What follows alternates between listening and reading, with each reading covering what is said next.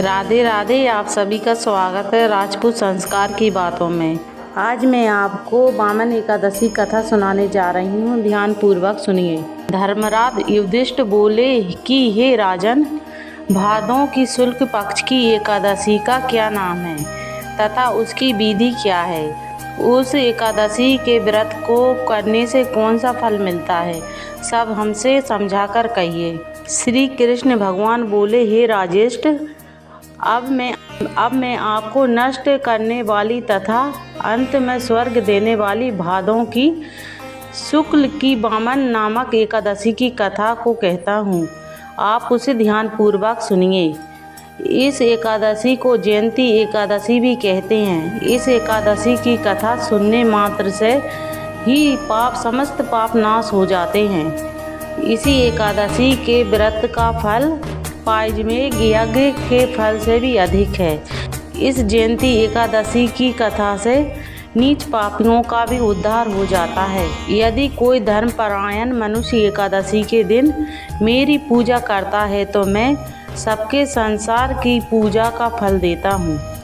जो मनुष्य मेरी पूजा करता है उसे मेरे लोक की प्राप्ति होती है, इससे किंचित मात्र भी संदेह नहीं है। जो मनुष्य इस एकादशी के दिन श्री वामन भगवान की पूजा करता है वह तीनों देवता अर्थात ब्रह्मा विष्णु महेश की पूजा करता है। जो मनुष्य इस एकादशी का व्रत करते हैं उन्हें इस संसार में कुछ भी करना शेष नहीं है। इस एकादशी के दिन श्री विष्णु भगवान करवट बदलते हैं, इसलिए इसे परिवर्तनी एकादशी कहते हैं। इस पर धर्मराज युधिष्ठिर बोले कि हे भगवान, आपके वचनों को सुनकर मुझे महान संदेह हो रहा है कि आप किस प्रकार सोते हैं तथा करवट बदलते हैं। आपने बाली को क्यों बांधा और वामन रूप धारण करके क्या लीलाएं की? चतुर्मार्य व्रत की विधि क्या है तथा आपके शयन करने पर मनुष्य का क्या कर्तव्य है, सो सब विस्तार पूर्वक कहिए। श्री कृष्ण भगवान बोले कि हे राजन, अब आप पापों को नष्ट करने वाली कथा का श्रवण करो।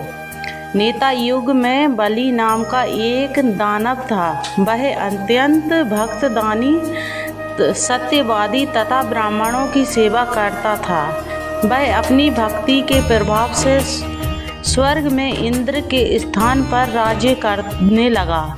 इंद्र तथा अन्य देवता इस बात को सहन न कर सके और भगवान के पास जाकर प्रार्थना करने लगे। अंत में भगवान ने वामन रूप धारण किया। मैंने भगवान तेजस्वी ब्राह्मण बालक के रूप में राजा बलि को जीता। इस पर राजा युधिष्ठिर बोले कि हे जनार्दन, आपने वामन रूप धारण कर उस बलि को किस प्रकार जीता, सो सब विस्तार पूर्वक समझाइए।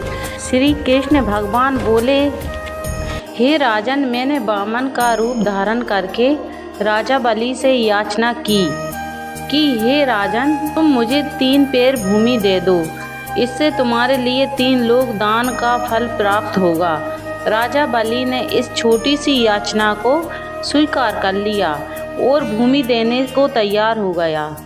तब मैंने अपने आकार को बढ़ाया।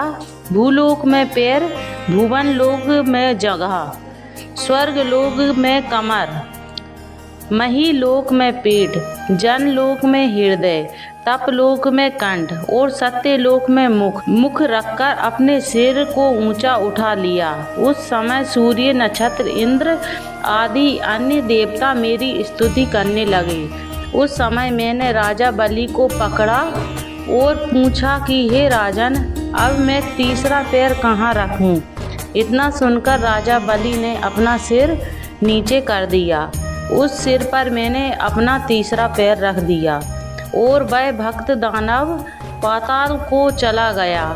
जब मैंने उसे अत्यंत विनीत पाया तो मैंने उससे कहा कि हे बलि, मैं सदैव तुम्हारे पास रहूँगा। भादों की शुक्ल पक्ष की परिवर्तनी एकादशी नामक के दिन मेरी एक प्रतिज्ञा राजा बलि के पास रहती है। और एक क्षीर सागर में शेषनाग पर शयन करती है। इस एकादशी को विष्णु सोते हुए करवट बदलते हैं। इस दिन त्रिलोकीनाथ श्री विष्णु की पूजा की जाती है। इससे चावल और दही सहित चांदी का दान किया जाता है। इस दिन रात्रि को जागरण करना चाहिए। इस प्रकार व्रत करने से मनुष्य समस्त पापों से मुक्त हो जाता है, स्वर्ग लोक में जाता है। वह स्वर्ग लोक में जाकर चंद्रमा के समान सदैव प्रकाशित होते रहते हैं। उनको इस लोक तथा परलोक दोनों में यश मिलता है। जो इन पापों को नष्ट करने वाली कथा को सुनते हैं उन्हें अश्वमेध यज्ञ का फल मिलता है। वामन एकादशी कथा समाप्त हुई। वीडियो पसंद आए तो लाइक करें, चैनल को सब्सक्राइब करें, बेल आइकन दबाना ना भूलें। दोस्तों और रिश्तेदारों में शेयर करें। राधे राधे।